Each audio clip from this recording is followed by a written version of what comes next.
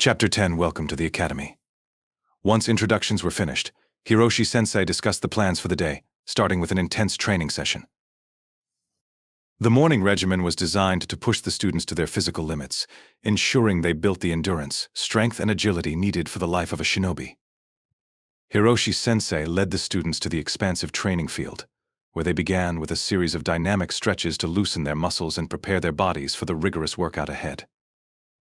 They stretched their legs, arms, and backs, focusing on increasing flexibility and preventing injuries. The workout regimen began with cardiovascular conditioning. Hiroshi-sensei instructed the students to run multiple laps around the field, emphasizing the importance of maintaining a steady pace and proper breathing technique. The laps were followed by sprint intervals, pushing the students to their maximum speed for short bursts, enhancing their explosive power and endurance. Next, they would move on to strength training exercises. The regimen included push-ups varieties such as standard, diamond, and wide-arm push-ups to target different muscle groups. Pull-ups performed on a horizontal bar, focusing on upper body strength and grip endurance. Sit-ups and crunches for core strength, essential for stability and power in combat. Leg lifts and flutter kicks targeting lower abdominal muscles and hip flexors. Squats and lunges building leg strength and balance, crucial for agility and powerful kicks. Plank holds for overall core strength and endurance, with variations like side planks to engage oblique muscles. Following the strength exercises, the students would then transition to agility and coordination drills. Hiroshi-sensei had a series of obstacles and challenges designed to test their reflexes and precision cone drills, navigating through cones with quick, sharp movements to improve directional changes. Ladder drills running through an agility ladder with high knees and precise foot placement to enhance coordination and speed. Balance beams walking, running, and jumping on narrow beams to develop balance and stability. Rope climbing building upper body strength and coordination, mimicking the actions needed for scaling walls and trees. The final segment of the workout focused on flexibility and recovery, which includes dynamic stretches, gentle, controlled movements to gradually cool down the muscles. Static stretches holding positions to increase muscle flexibility and reduce tension. Breathing exercises promoting relaxation and enhancing control over their breath, an essential skill for maintaining composure in high-stress situations. Hiroshi-sensei observed his students closely, evaluating their performance and mental resilience. To accurately track their progress and establish a baseline, he used a stopwatch to record the time it took each student to complete their laps and sprint intervals. He jotted down the times in a small notebook, making sure to leave space for future entries to track improvements. "I'm not just testing your physical capabilities," Hiroshi-sensei said, his voice carrying across the field. "I'm also testing your mental toughness. How you handle fatigue and push through discomfort will tell me a lot about your potential as shinobi." As the students ran their laps, Hiroshi monitored their pace and breathing techniques. He also noted who maintained a steady rhythm and who struggled to keep up, paying special attention to those who showed signs of mental fortitude by pushing themselves despite their obvious exhaustion. Kaizen, with his disciplined training from his previous life, maintained a strong and steady pace, his focus unwavering. Next, the sprint intervals began. The students lined up at the starting point, their bodies tense with anticipation. Hiroshi's whistle pierced the air, and they surged forward, sprinting with all their might. Each interval demanded their utmost effort, pushing their explosive power and endurance to the limit.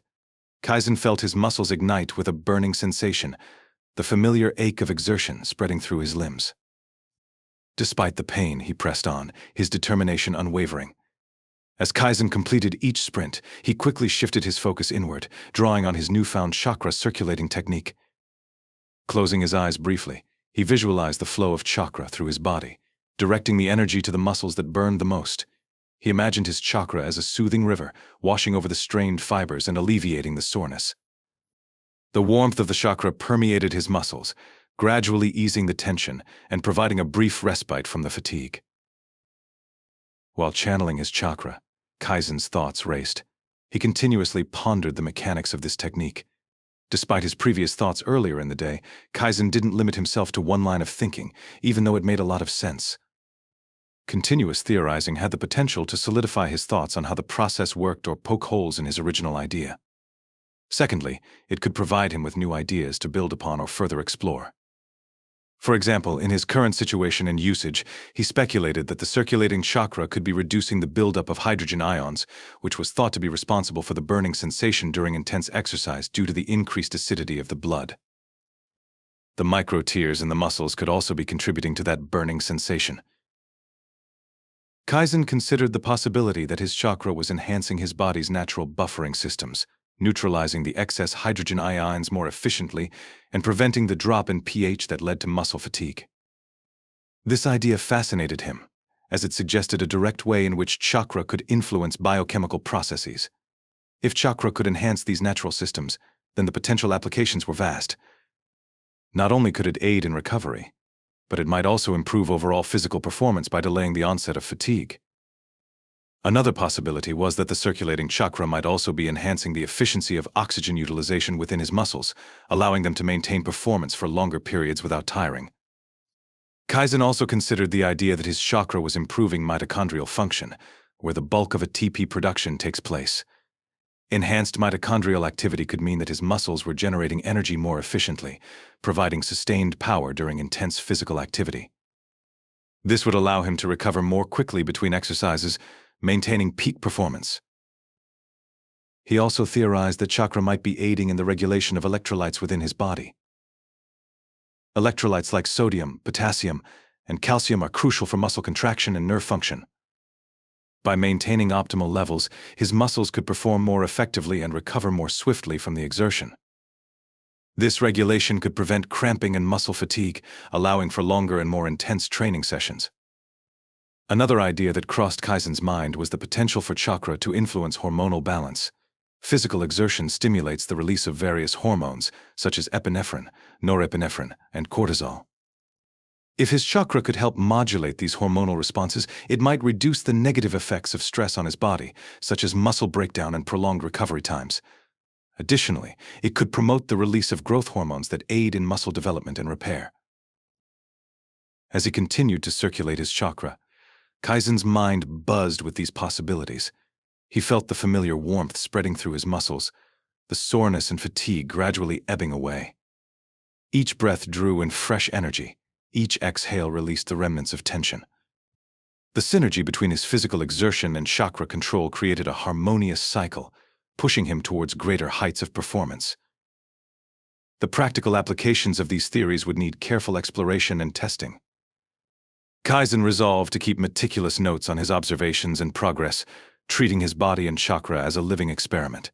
He would need to monitor how different techniques and intensities affected his recovery and performance, adjusting his approach based on the outcomes. As Kaizen continued to circulate his chakra, feeling the soothing warmth spread through his muscles, he couldn't help but wonder if anyone else had ever thought to use chakra in this way.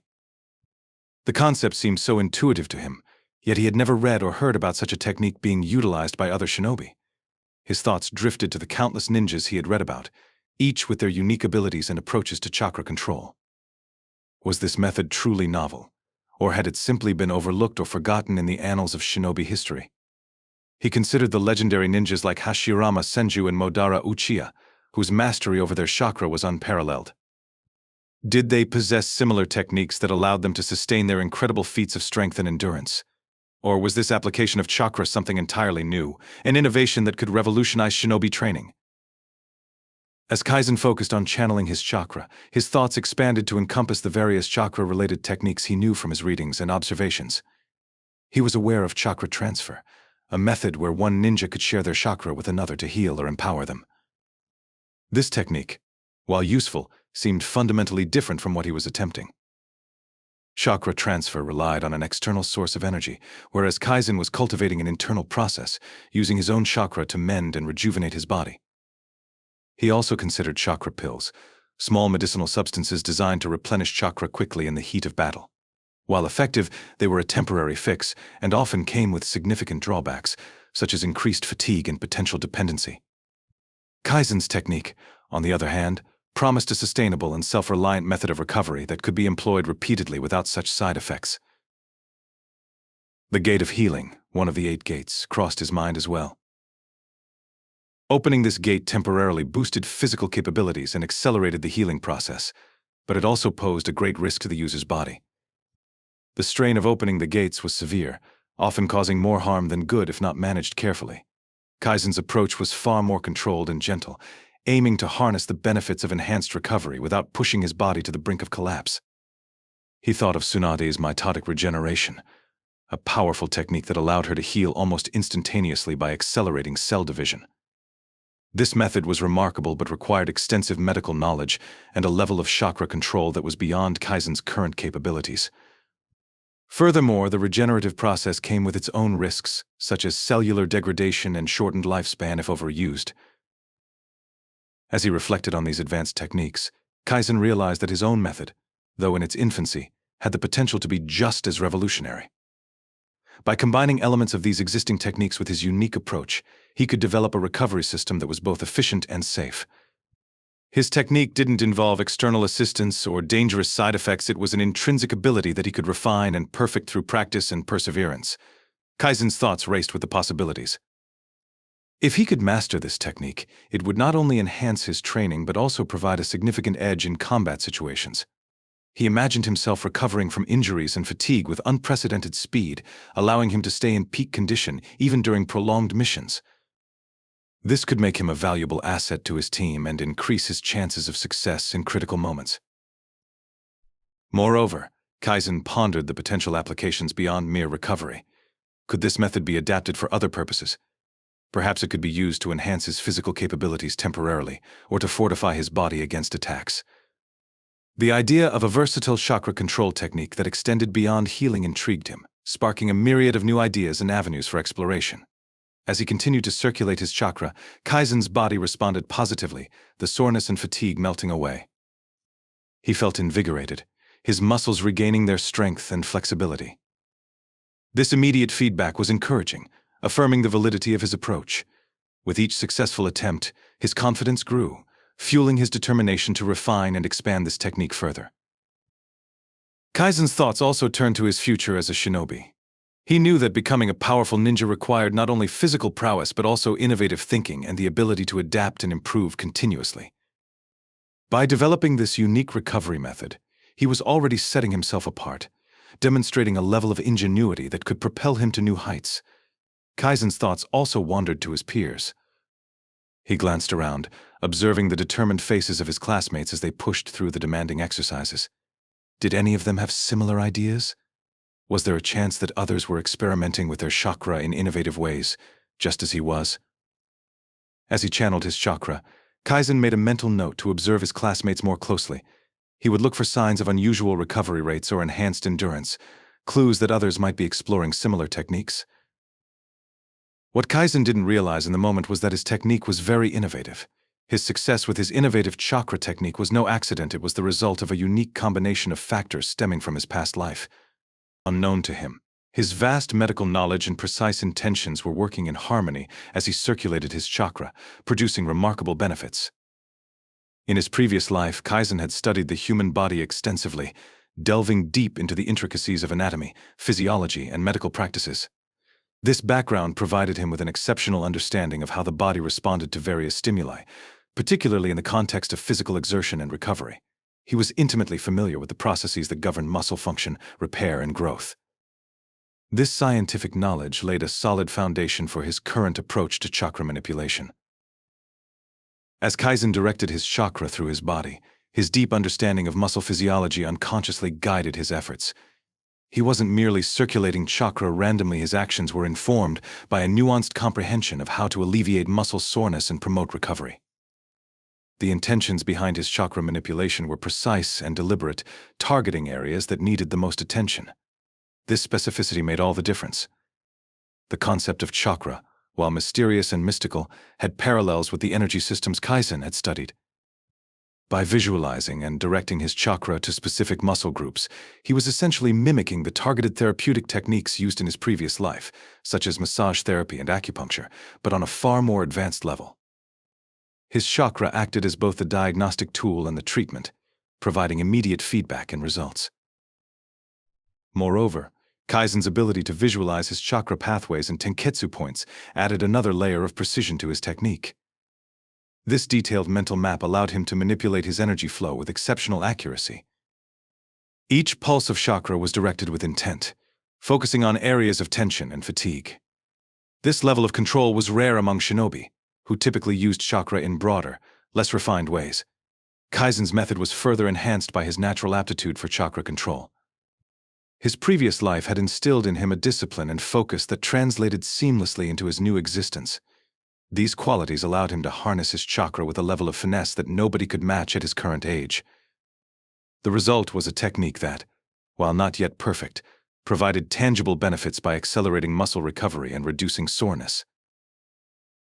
The combination of Kaizen's medical knowledge, precise intentions, and exceptional chakra control created a synergistic effect. His chakra not only flowed through his body but also carried with it the informed guidance of his past life's expertise. This unique blend enabled him to achieve results that most other shinobi, lacking his specific background and approach, could not replicate. While Kaizen might not fully understand the mechanics of his success, the underlying reasons were clear.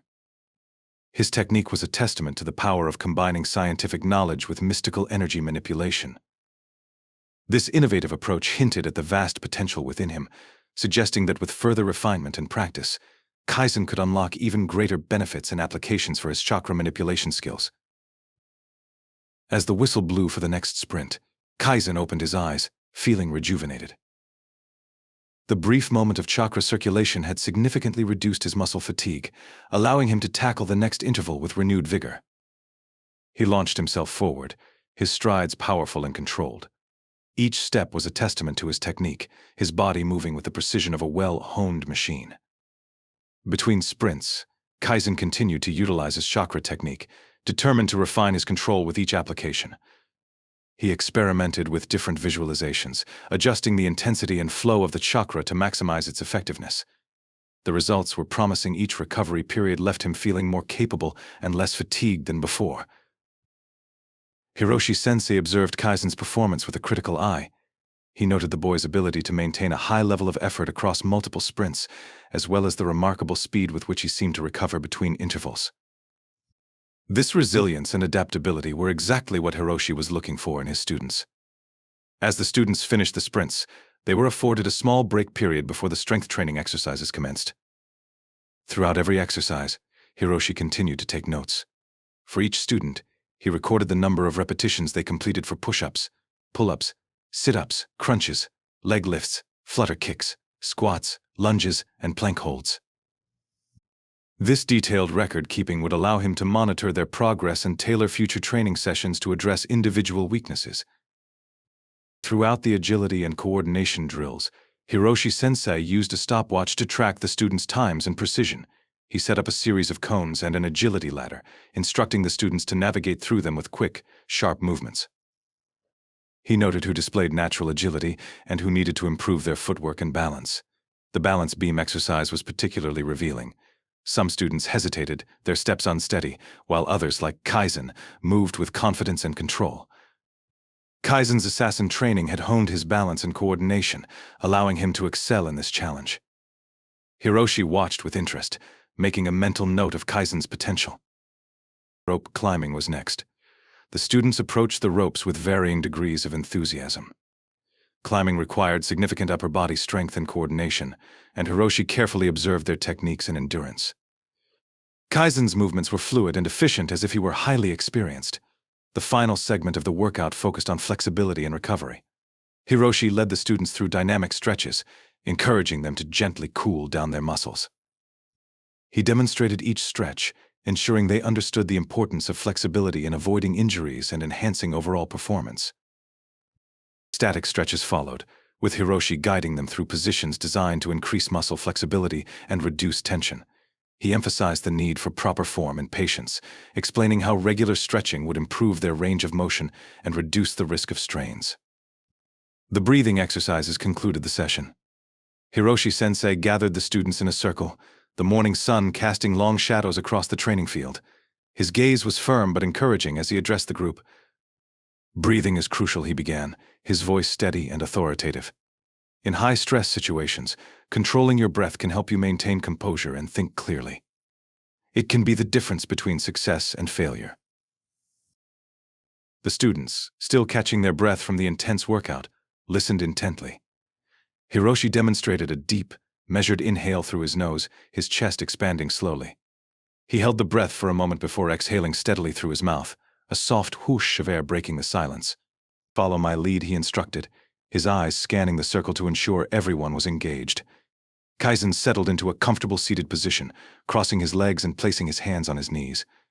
The ground beneath him was cool, a stark contrast to the warmth of his exerted muscles. He focused on Hiroshi's breathing pattern, mirroring the deep inhale and controlled exhale. As he did so, he could feel his heart rate gradually slowing, the rush of adrenaline subsiding. Around him, the other students followed suit. Some, like Kakashi, adopted the exercise with ease, their expressions serene and focused. Others struggled to find a rhythm, their breaths uneven and hurried. Hiroshi moved among them, offering quiet corrections and encouragement. "Inhale deeply, hold it for a count of 4. Then exhale slowly," he reminded them, his presence a calming influence. Kaizen found the exercise surprisingly soothing. The rhythmic breathing not only helped to calm his mind but also seemed to enhance his awareness of his surroundings. He could hear the distant rustle of leaves, the soft chirping of birds, and the faint murmur of his classmates' breaths. Each inhale brought a sense of clarity, each exhale a release of tension. As the minutes passed, Hiroshi introduced variations to the exercise. "Now, focus on counting your breaths," he said. "Inhale for a count of 4, hold for a count of 4, exhale for a count of 4, and then pause for a count of 4 before the next inhale." This technique, known as box breathing, was designed to promote mental fortitude and relaxation. Kaizen embraced the challenge, counting silently in his mind as he followed the pattern. The structured breathing helped to anchor his thoughts, creating a sense of stability amidst the physical fatigue. He felt a deeper connection to his body, his chakra, and the environment around him. It was as if the deliberate breaths were weaving a thread of calm through the fabric of his being. Hiroshi continued to observe his students, noting their progress and areas for improvement. He was particularly pleased with how Kaizen adapted to the exercise, his demeanor calm and focused. "Excellent work, Kaizen," he remarked, his voice carrying a note of approval. "You're getting the hang of it," Kaizen nodded slightly, maintaining his breathing rhythm. He felt a sense of pride at Hiroshi's words, but he also recognized the importance of this practice. The ability to control one's breath was not just a physical exercise, it was a mental discipline that could be applied in countless situations, from the heat of battle to the stillness of meditation. As the session drew to a close, Hiroshi gathered the students once more. "Remember this feeling," he said, his tone serious but gentle. "In moments of stress or uncertainty, return to your breath. It will ground you and help you find clarity. This is a skill you will use for the rest of your lives as Shinobi." After the training session, Hiroshi-sensei allowed the students to disperse to go get cleaned up and eat lunch if they wish. As they did so, Hiroshi reflected on the day's training. He had deliberately pushed the students to their limits. Not just to establish a baseline, but to see how they reacted under pressure. The detailed curriculum he had outlined earlier had set high expectations, and today's physical conditioning was a test of their willingness to meet those expectations head-on. Hiroshi's inner thoughts focused on the importance of this comprehensive approach. By challenging the students both mentally and physically, he aimed to identify those with the true potential to excel as Shinobi. The rigorous training would reveal their strengths and weaknesses, allowing him to provide targeted guidance and support. Let's see how many of them will make it through the rest of the day. They will learn what it takes to become an excellent Shinobi, and those who don't will hopefully quit while they can. Half-heartedly going through the academy will only put yourself and your comrades in danger.